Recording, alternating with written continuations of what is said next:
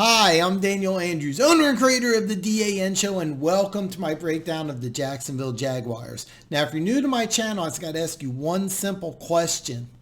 Do you want to talk football? Because that's the only thing I do. So you're in the right place. There's this button right around here. See it? See it? See it? Bam! Hit that button. Become one of the greatest people on planet Earth. Now, here's how my breakdown video works. I'm going to break down what I like about Jacksonville. Then I'm going to talk about what I don't like, but stick around to the very end where I break down the Vegas over-under and if I am going to put action down on the Jacksonville Jaguars. So, hey, let's just jump right into it. Here's what I like about the Jacksonville Jaguars. Let's just start with the obvious first thing I like, at least obvious to me, and that's Gardner Minshew. I mean, here's a rookie quarterback, a rookie sixth-round quarterback, and he steps in and looks like a seasoned veteran, and he goes 6-6. 21 touchdowns, 6 interceptions, but forget the stats. Just watch him play. I remember when Foles got hurt in that season opener, Minshew came right in and actually looked better. I mean, it's really rare when you have a rookie quarterback, especially a rookie sixth-round quarterback. A lot of those guys get cut. So you got a rookie sixth-round quarterback, and he just looks like a seasoned veteran. Now, the one thing about any quarterback in a Mike Leach offense in college does is throw the football, and he's a natural passer, which I like. But, I mean, here's a guy I think exceeded all and everyone's expectations, and he did a fantastic job. He earned a starting spot, and then keep in mind, if in this day and age, where some quarterbacks like my Mahomes making $500 million, that sixth-round contract is going to be almost peanuts. So kudos to Jacksonville. If nothing else, you get a starting caliber quarterback for almost nothing. So I really like that. Second thing I like is Leonard Fournette, and this is really interesting. Now, keep in mind, they didn't sign him for his fifth-year option, so after the season, he's going to be a free agent, so he's going to play for a big deal. And it's interesting because I remember coming out of LSU, the one knock on him was that he's not that good of a receiver. Well, his first season, he had 36 receptions. Second season, he had 22. Last year, he had 76. I was really surprised to see that number. Plus, he also had 1,152 rushing yards. And, I mean, I hate this number, but there's a site that prints out who had the fastest time of any player, and they do it in miles per hour.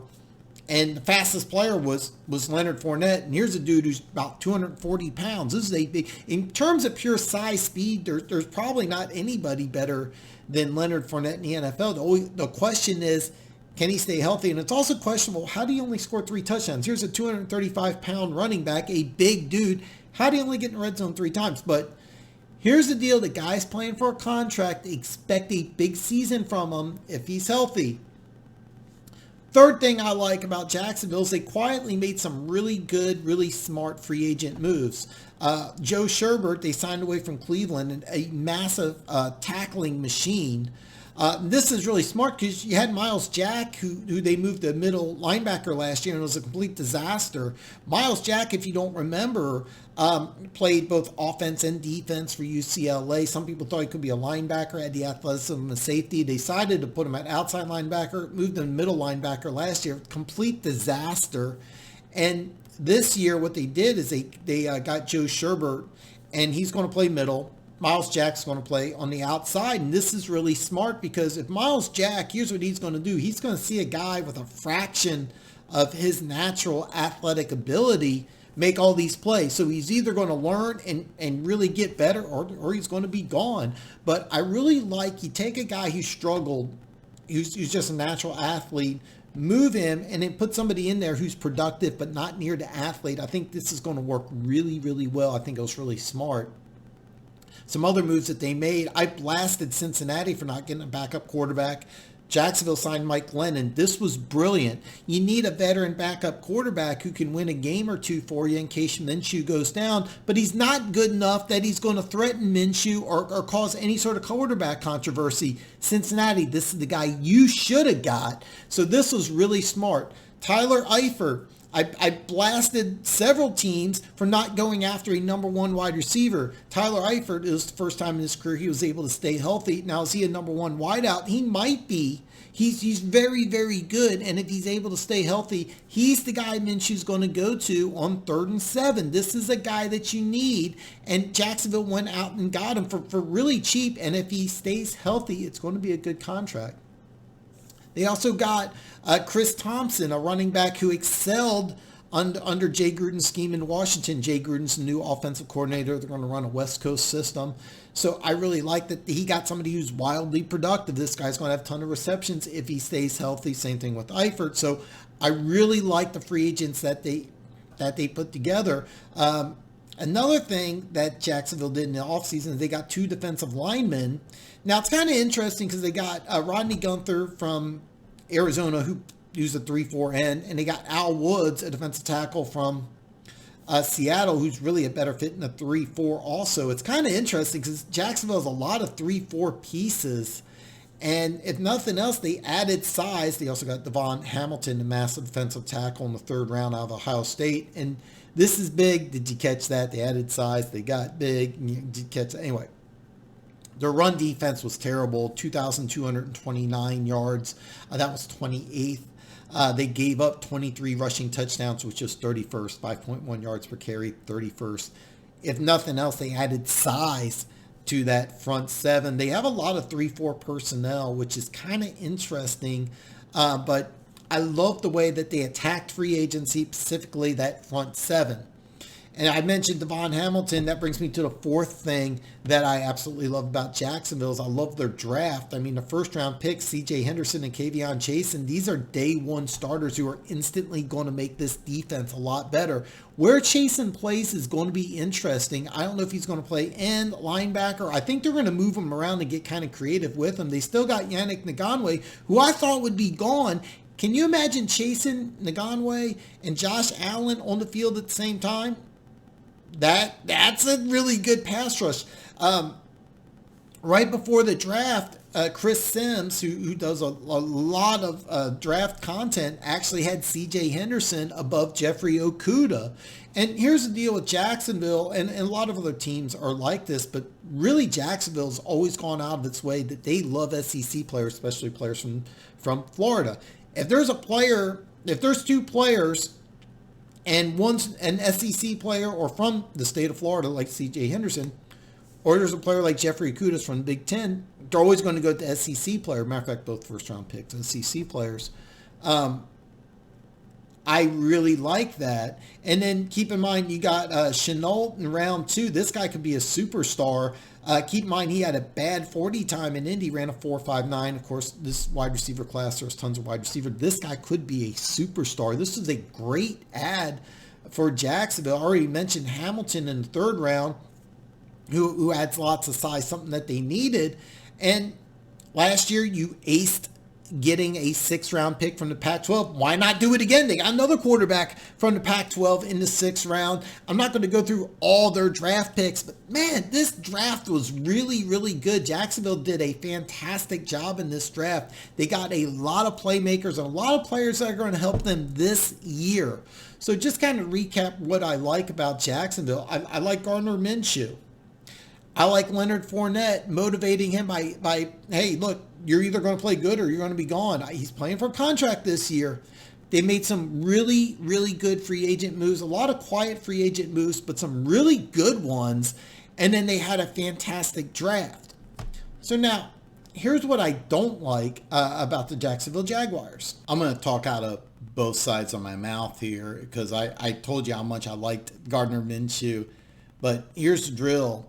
If you ever needed a quarterback, this was the year to go get one. You had 3 quarterbacks that were drafted in the first 6 picks, and you had the 9th and the 20th pick, plus you had a bunch of other picks. So you could have traded up to get a quarterback. But look at these quarterbacks in free agency. I'm not going to name them all, but here's some big ones that changed teams. Tom Brady, Phillip Rivers, Teddy Bridgewater, Cam Newton, Marcus Mariota. I do like Minshew, and I like the fact that you're rolling with him, but it has to work. If it doesn't work, there's no excuse. You can't say, well, there wasn't a quarterback that, yes, there was. Matter of fact, Cam Newton just signed, last week? You could have got Cam Newton. He at least would have sold tickets. But I do like that they went with Minshew, but there was other options available. You have to hit on this. So there's pressure. When you're a 6th round pick, there's no pressure. You're going out there, you're throwing the ball around. You're not thinking, big deal, so what? If you don't do well, heads will roll. If Jacksonville is 6-10 again this year, lots of people are going to be unemployed. All right. Second thing I don't like is big name losses on defense. And I'm not as against this as a lot of other people were, but, A.J. Bowie, Calais Campbell, Marcel Darius, these were players past their prime that were getting large contracts. But Jalen Ramsey, you got some good draft capital. Naganwe, I'm butchering that name. I'm so sorry. He does not want to be in Jacksonville. So here you are in 2017. You go to the AFC Championship game. You have one of the best defenses in football, and almost everybody's gone. It's hard to replace those names and those players who helped you get to a pinnacle that you only reached once before, and that was like 20 years ago. So it's a hard gap to fill, but I like I said, I do like what they did in free agency. I like how they improved the front seven, but losing those big name players, especially, Calais Campbell was a team captain, very well respected around the NFL. A.J. Bowie, really good corner. Ramsey, one of the best corners in football. It's hard to lose all those players. Third thing I don't like, and I didn't include this at first, but then I felt like I had to say something. I talked about Jay Gruden taking over as the offensive coordinator. The problem is, now Jacksonville had a bad offense last year. I think they averaged like 18.6 points a game. It was 26th in scoring. Not a good offense, even though there is some talent there. Gruden's going to bring a West Coast system, which is kind of hard to implement. It's a difficult type offense, but this offense not built for a West Coast offense. You got Cam Robinson, and then you got I had a brain freeze. I am so sorry. I really am embarrassed about this. Jawan Short. I'm sorry, Jawan Taylor. My mistake. Some people thought Jawan Taylor should have been a guard, and he's starting right tackle as a rookie. Had 15 holding penalties. But he is talented. And Cam Robinson, a lot of people thought he was a right tackle coming out of Alabama. He had a great season. Now, he's coming off an ACL tear, but he's really played well. But these guys are road graders. These guys really aren't built for a West Coast offense. That's really not their forte. And Leonard Fournette, yes, he caught 76 passes, but this is a guy who's more of a north-south runner, not really a West Coast. I admit Tyler Eifert and Minshew may fit the West Coast system, but this is a tough offense to learn, and this team doesn't seem built for a West Coast offense. This is more of a power, old-school type offense. It's kind of like putting a square peg in a round hole, and bottom line. And finally, the fourth thing I don't like about Jacksonville, and it's kind of a repeating pattern here, something I keep saying over and over and over again, but it applies, and that you're in the wrong division. I mean, Houston won the division, won a playoff game. Tennessee went to the AFC Championship game. The Colts looked like a playoff team. They started off 5-2. I remember they beat my Chiefs in Arrowhead, and I was like, wow, this team could be really good. And then they riddled with injuries, did a lot of things to become better this offseason. It's hard not to look at Jacksonville as the cellar dweller, but that's really what you're looking at. All right, so kind of recap the four big things I don't like. There was lots of big name quarterbacks in free agency and in the draft, and you had the draft capital. You're going with Minshew, which I like, but it has to work. There's no excuses. Second thing is the big name losses on defense. It's got to hurt no matter what. It's hard to overcome, even if what they did was smart and they had to do it. Gruden's West Coast offense, I'm not sure it's a real good fit. Plus, it's a complicated offense, really hard to learn without mini camps and OTA. Something a lot of teams are going to deal with. But this particular personnel, I just don't see as a West Coast offense. And then finally, the AFC South is just a brutal, brutal division. Almost everybody universally has Jacksonville finishing dead last. And that makes a lot of sense because the other three teams were better last year, and all three teams seem to get better during the offseason. You can argue Houston if you want. But, bottom line, Houston still seems better than Jacksonville. Okay. So what did I say? Stick around to the end where I break down the Vegas over-under and if I'm going to put action down on Jacksonville. First things first, the over-under is 4.5. And right now the over is negative 130. So you have to wager $130 to win 100. The under is plus 110. So if you go under 4.5, $100 wager will win you 110. Now, without going into a lot of detail, when the over and under is there such a big disparity between them, people are betting the over, and there is a possibility that that number could go up. I actually thought, to tell you the truth, it might go down because I see a lot of people thinking Jacksonville is going to have one of the worst teams in the league, but the over is negative 130, so people are betting the over. I actually like the over because this is a team that won 6 games last year with Minshew as their quarterback, and they actually are better this year than they are last year.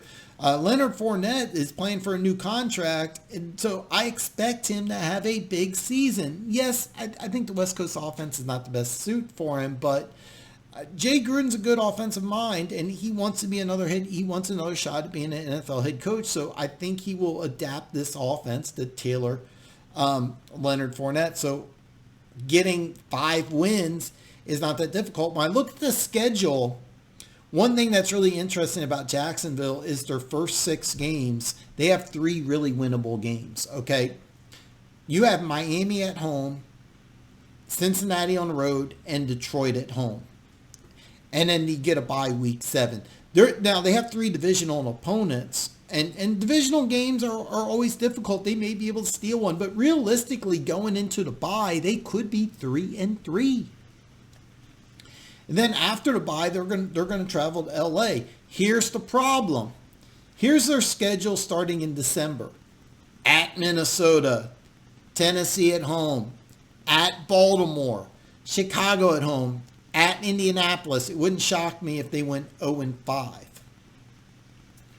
So if they do need to get 5 wins, they probably need to get to that 5-win mark before December, because I could easily see that stretch being 0-5.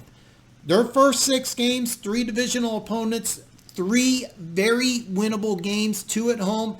At Cincinnati, I would take Jacksonville over Cincinnati at Cincinnati. Can they beat Miami and Detroit at home? Absolutely. Absolutely they can. So I would take the over. I'm not going to put action on Jacksonville because Jacksonville's a very strange team.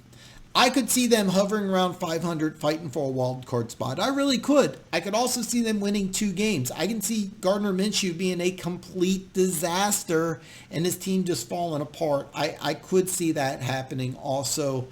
Keep in mind, Doug Marrone, he's been on the hot seat for quite some time.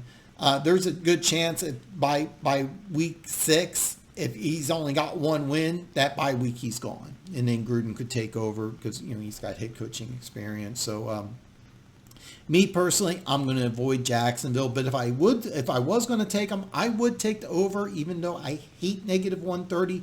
They to me look like they are a better team than last year, which won 6 games. I believe in Minshew. I like Leonard Fournette. I like what they did on defense. I think this team will be a very fun team to watch. I just don't see them being a playoff team. But like I said, I could see them being a 2-win team. The key to Jacksonville is going to be how they do in those first 6 weeks, because if they only have 1 win, it's going to be a long season. But if they are around 3-3 after the bye, watch out. They could be a fun team to watch. They could be a surprise wild card. So listen. Hey, listen, give me a thumbs up on this video. Shoot me a comment below. Don't forget to share this with your friends. And tomorrow, I'm going to break down the Cleveland Browns. So have a nice night, and I will see you tomorrow.